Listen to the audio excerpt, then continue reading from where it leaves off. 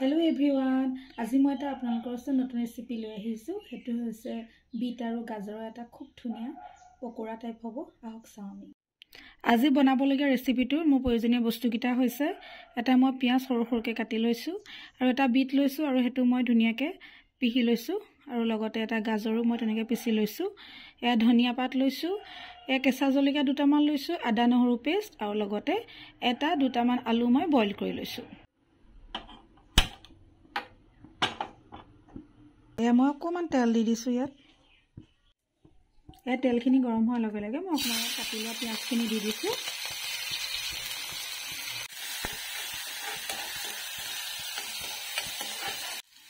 এই পিয়াজখিনি অকমান সোণালী ৰং অহাৰ লগে লগে মই ইয়াত আদা নহৰু পেষ্টটো দি দিছো।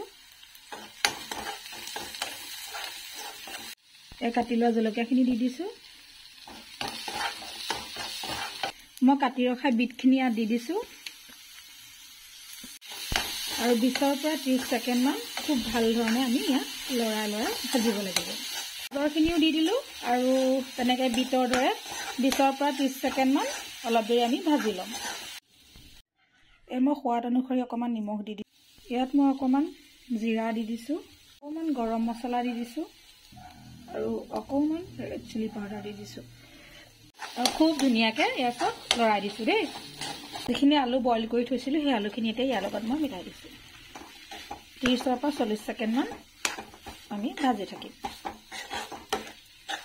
এই ৰেচিপিটোৰ কাৰণে মোক অকমান ময়দাৰ প্ৰয়োজন হ'ব। এখন হেতাৰে মই 2 হেতা ময়দা ইয়াত লৈ ল'ম।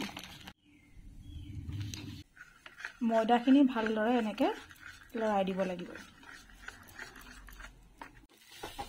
এয়া আমাৰ ভজা হৈ গৈছে আৰু এটা বাচনত মই ঠাণ্ডা হ'বৰ বাবে ৰাখি দিম। আমাৰ এইখিনি ধুনীয়াকৈ ৰেডি হৈ গৈছে। ধনিয়াখিনি দি পেলাই ইয়াত খুব সুন্দৰকৈ মই এতিয়া মঠি দিছো আৰু লগতে এয়া দেখিছেনে, এয়া হৈছে ৰাস্কিট বিস্কুট লৈছো মই আৰু ৰাস্কিট বিস্কুটৰ গুড়া কেইটামান অলপমান ইয়াত মই দি দিম।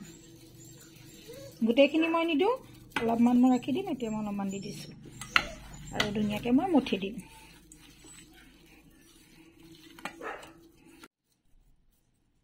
এতিয়া আমি এনেকৈ গোল গোলকৈ বনাই ল'ব লাগিব।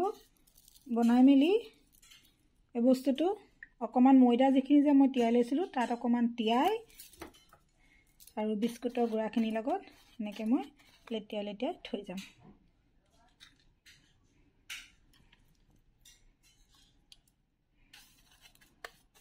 আমাৰ গোলখিনি খুব ভালদৰে বনাই হৈ গ'ল আৰু এতিয়া আমি ফ্ৰাই কৰি লওঁ। অকমান কেৰাহীতে মই এতিয়া তেল দি দিছোঁ। এতিয়া আমাৰ তেলখিনি গৰম হৈ গৈছে আৰু এটা এটাকৈ ইয়াত দি দিম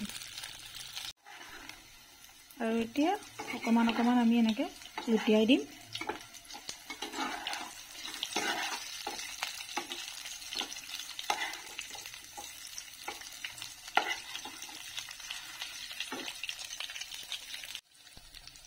এই ৰেচিপিটো যে আপোনাৰ সৰু ল'ৰা ছোৱালীবোৰৰ কাৰণে বহুতে উপকাৰী, কিয়নো ইয়াত গাজৰ আছে, বিট আছে আৰু যিটো বস্তু কেঁচাকৈ ল'ৰা ছোৱালীবোৰে খাবলৈ বেয়া পায়, বহুত ডাঙৰ মানুহো বেয়া পায় তেনেকৈ খাবলৈ, এইটো খাব পাৰে। এইটো টিফিন হিচাপেও নিব পাৰিব আৰু লগতে এইটো এনেকৈ বনাই মেলি আপোনালোকে দাইলতো দি দিব পাৰিব। দাইলত দিয়াৰ লগে লগে ইয়াৰো এটা ধুনীয়া এটা টেষ্ট আহিব।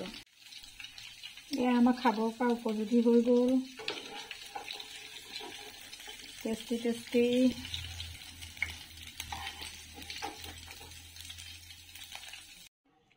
বিট আৰু গাজৰৰ মই যিটো ৰেচিপি বনাইছিলোঁ সেইটো আমাৰ ৰেডি হৈ গ'ল। এয়া চাওক আৰু মই অকণমান ইয়াত টেষ্টটো লৈ দেখাওঁ কেনেকুৱা হৈছে।